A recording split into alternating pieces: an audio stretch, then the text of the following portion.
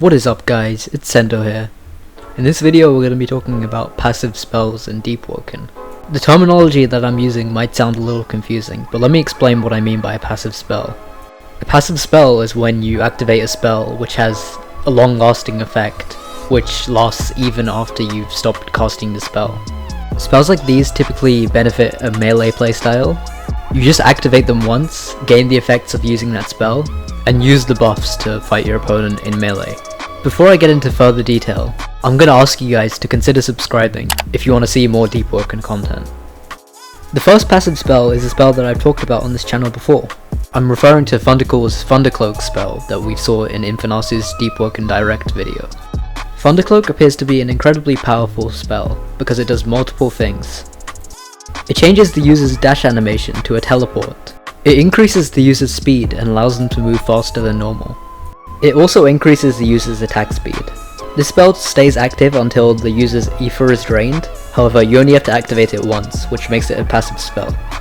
If your build focuses on damage and getting close to your enemies with high damaging M1 attacks, then you'll definitely want to use Thundercloak as a spell.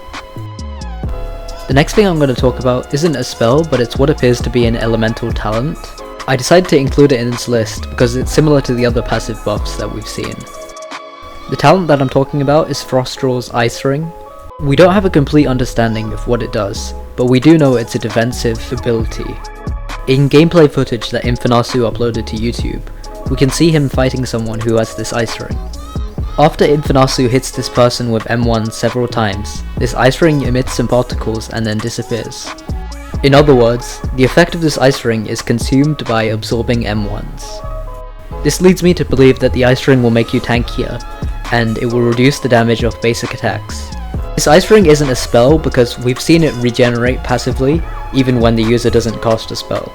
This leads me to believe that it's an elemental talent, which is unlocked by putting stat points into Froststraw.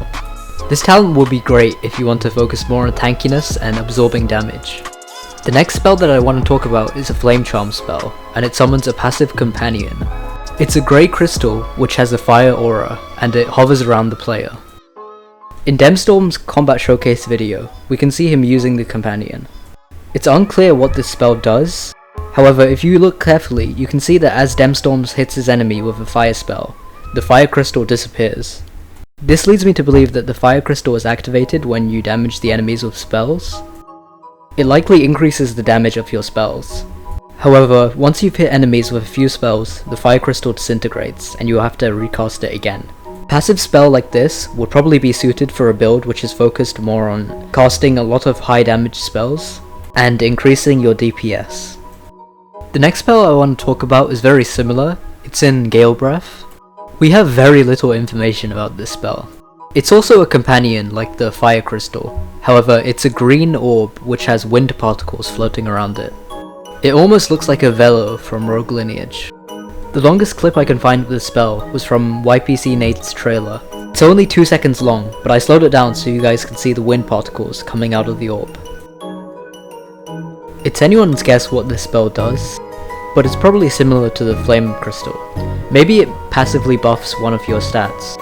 Since it is a wind spell, it could increase your jump height, or it could increase your speed as well. Another possibility is that it could specifically increase the damage of your wind spells. Let me know what you guys think in the comments about what this spell could do. An honourable mention which isn't going to make it on this list is this wind spell, which casts swords which spin around the character. However, I wouldn't call it passive because you need to recast the spell in order to send them flying to do damage. Either way, it's certainly one of the coolest looking spells in the game. That's a brief overview of passive spells in Deepwoken. If you enjoyed this video, please consider leaving a like, it helps me out a lot. Thanks for watching and peace out.